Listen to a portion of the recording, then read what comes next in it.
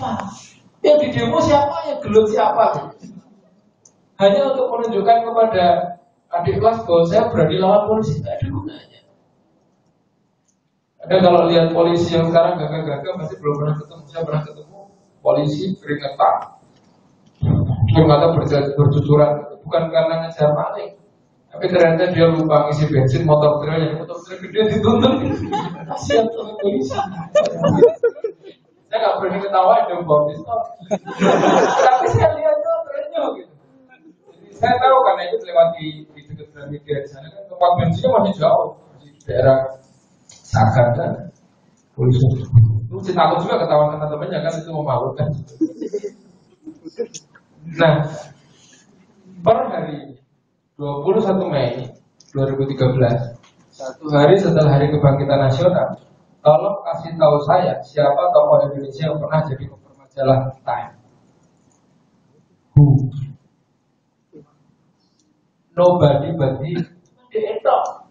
Cuma Soekarno tok yang bisa jadi cover majalah Time. Padahal di zaman Soekarno itu gak ada smartphone, gak ada Twitter, gak ada Facebook, gak ada TV. Proklamasi aja itu tanda tangannya Pak Karno itu pakai pulpen pinjaman. Saja bukunya di sini ada Bung Karno penyambung tidak rakyat. Pulpennya itu pinjaman. Mau tanda tangan? Pulpennya gak online. Jadi pulpennya gak tanda tangan. Itu pulpen bersejarah. Pulpennya hilang tuh nggak tahu kan. Mungkin malaikat kali pinjam. Tapi itu pulpen pinjaman. Ini jadi gambar masalah. Jadi bulan Desember besok akan ada film Soekarno. Sutradaranya Hanung. Saya dapat trailer ini di YouTube. Ini bukan bahwa orang yang kelihatan biasa seperti ini melakukan pilihan yang berbeda dibanding pilihan anak-anak muda seusianya pada masa itu. Udah tahu ini siapa? Ini adalah anggota Saneta Group muda. Anda coba bayangkan naruh dua tangan di situ kasih seruling. So this is Afroma Irama Ben. Mukanya begitu, ini gondrong gandul kalau istilahnya. Tapi ini orang yang mengubah dunia. Ini yang pakai, masih pakai rompi, pakai jaket kuning itu keren aja.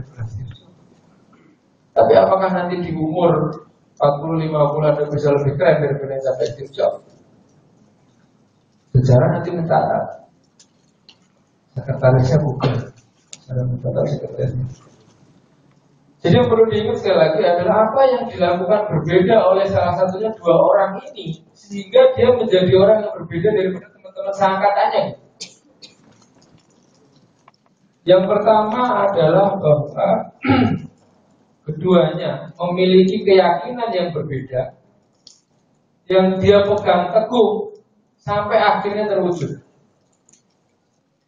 Itu sama seperti keyakinan yang dimiliki oleh Soekarno untuk mengusir Belanda dari Indonesia. Itu sudah dimulai ketika dia kelas 1 SMP. Soekarno kecil SMP itu kos di Surabaya. Di tempatnya pahlawan juga namanya HOS Cokroaminoto.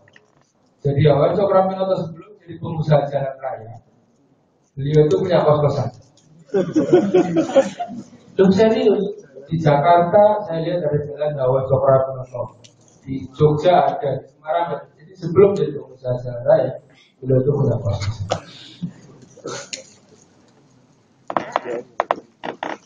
Anak kecil umur 13 tahun itu setiap jam 1 malam akan bangun, lalu berdiri di bangku meja ini kecil, kamarnya ukuran sekitar 2 kali 2,5. Baca bukunya Cindy Adams itu. Dan dia mulai berpidato, berteriak-teriak mengusir Belanda sendirian di kamar jam 1 malam.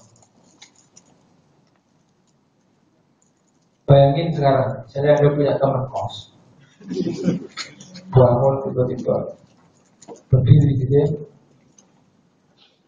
terus pidato. Hasilnya pasti sama. Semua orang bilang kenteng. Teman-temannya juga sama. Dia bilang gini, ngapain sih itu kamu teriak-teriak terus? Dipikirnya dengan pidato-pidato kayak gitu, gak ada yang dengerin itu Belanda bisa pergi apa? Orang yang nembak-nembak pakai bambu runcing aja gak bisa pergi. Dan gak ada yang mendukung Soekarno waktu itu. Kalau teman-teman kelasnya tahu bahwa ini bakal jadi presiden, kalau pidato nunggunya mesti beberapa jam, dia akan permisi, aku lihat pidatoku ya. Mumpung gak ada yang lain di situ, orang kampanye menengah sedikit, tapi gak ada yang lihat. Karena dia belum menjadi Soekarno yang terlihat. Jadi dia melakukan kegilaan-kegilaan itu, melakukan kesentingan-kesentingan itu dengan penuh keyakinan, sehingga Tuhan percaya akhirnya wujudkan. Bill Gates tahun 1975 bilang begini, pakai bahasa Indonesia ya. Kalau pakai bahasa Inggris Anda akan sangat sulit memahami, saya juga sulit mengucapkan.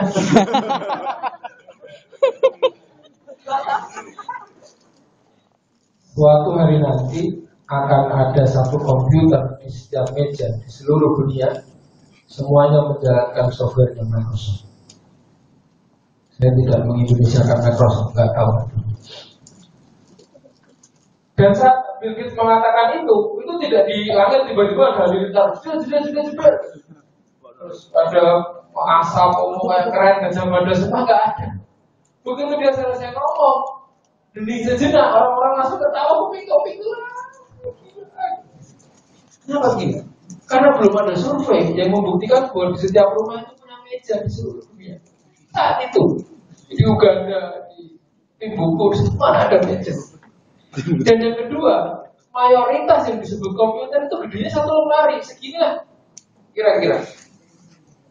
Dan logika orang waktu itu, lemari ditaruh di fridge, ya mesti ambruk.